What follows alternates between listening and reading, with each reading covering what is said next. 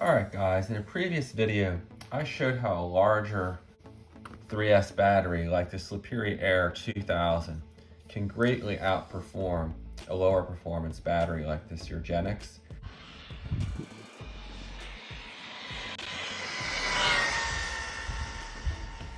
But the problem is the battery box in this car is so small.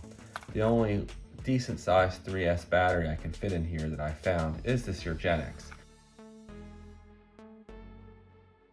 So what I'm gonna do is I'm gonna go ahead and try to reposition this ESC. I'm gonna probably move it over here on top of the servo, and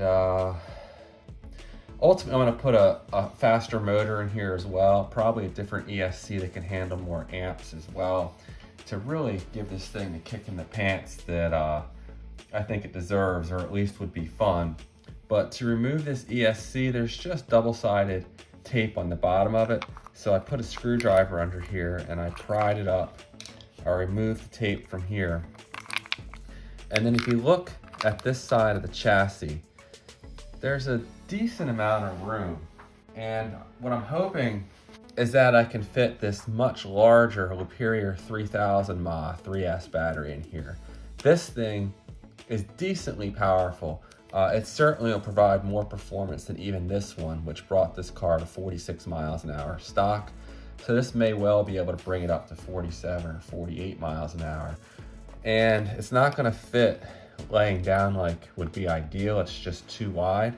However, it may fit vertically, although the servo might end up hitting it. So I don't know if I'm gonna get this thing in here or not, but a 2200 looks like it would fit in here just fine. I would just have to figure out a way to strap it down. And what I'm thinking is if I enlarge these holes here, combine these two, I may be able to run a strap over here somehow. I haven't quite figured it out yet, but something like that may work to secure the battery. This battery strap is too small as it is, so I think I'm gonna go ahead and Dremel out this divider here.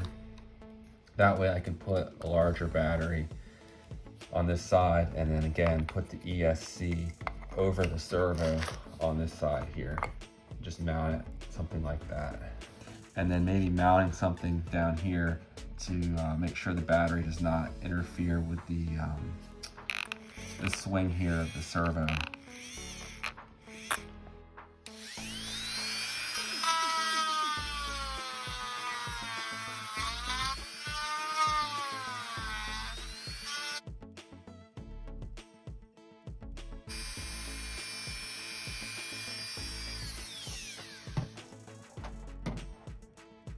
So I'm going to need to mount this upside down like this, but once it's in here, it fits nice and snug. I'm gonna have to secure this back out of the way of the servo arm, and then it looks like the battery lead should be long enough to reach. Yeah, that'll connect just fine. And then what I need to do again is secure a strap and put something here to keep the battery from slamming this way if the car runs into something. So I need to put some kind of stop in here as well. And honestly, this battery fits in here so snugly, it goes under this little lip here. It's pretty much held in there on its own. It's not gonna rattle out. Again, it could slide forward, but it's really in there pretty good. For now, I think what I'm gonna fit in here is actually this really dense foam. One of my batteries came packaged with this, and it's really hard to compress. So my thought is that if I turn the steering all the way as far as it can go that way, making the servo arm protrude as far out as I can this way, if I was to mount this here, so if I cut this down, so if I put that right there, and then this battery goes in here like that, I think that should prevent it from slamming into that arm if I can secure this piece of foam there and secure this back here. So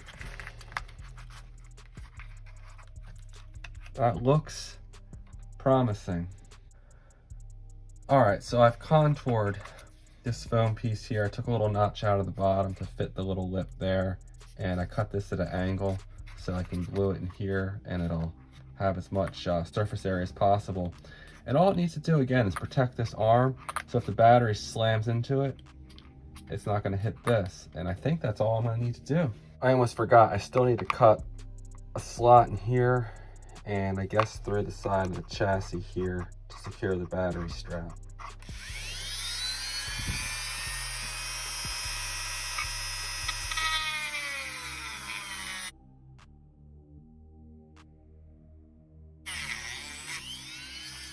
Now I have the stock battery strap here, and hopefully I can somehow feed this through here. All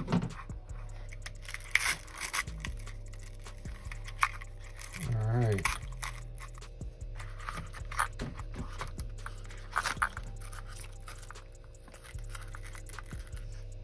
All right, it's a little long, but for my purposes, for speed runs, I think that's in there pretty good. And if you're gonna bash, you might have to do something a little more secure than this. And again, I'm gonna put this piece of foam in here. And that should keep the battery from sliding forward. Actually, even better, I fed it over the chassis brace here, so it's a lot stronger, and it made it a little bit longer. So that's gonna fit well. And I can just go ahead and trim off the extra length of this battery strap. Well, there we go. I'm not going to invest too much time really tidying this up because I do have bigger plans for this. I have a much faster motor I'm going to put in here. Instead of 3,800 kV, it's 5,400 kV, which should bring this truck from a top speed of 46 miles an hour up to around 60 miles an hour. So it'll be pretty darn fast. I'm also going to run a different ESC. This is only a 45 amp unit, and I'm fearful that this will not tolerate the 70 to 80 amps that the other motor will draw. So I'm not going to run this. Plus I have different connectors and everything I run with the other setup. So I'll be throwing in a 120 amp ESC in place of this. And this thing should absolutely rip. And that's one of the main reasons I wanted to fit a larger battery in here, because that Urgenix battery, it's not bad. I mean, 42 miles an hour is a huge improvement over 30 miles an hour on 2S. But, you know, that margin between the two batteries is going to widen quite a bit at 60 miles an hour. So instead of a 4 mile an hour difference, it may well be 6 or 7 miles an hour difference between those two LIPOs when the amp draw is really high and this Imperial can not suffer nearly as much voltage sag. One other thing I did here is I have this little foam spacer.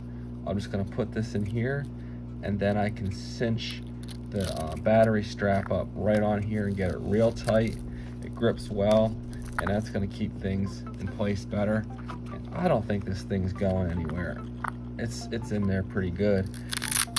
And the piece of foam that I put up here in the front looks good, and it serves its purpose. I used some Gorilla Glue to put that in place, and I painted it black because the Gorilla Glue was kind of ugly. And then I used silicone to connect this ESC on top of the servo. The top of the servo, if you look earlier in this video, you can see it's not a smooth surface, and my 3M double-sided tape just will not adhere to it. So I went ahead and had some silicone laying around that I tried out, and I think that's going to work. It's still drying, but it seems to be holding already. So yeah. All right guys, well there we go. This HBX is going to be an absolute ripper when I'm done with it.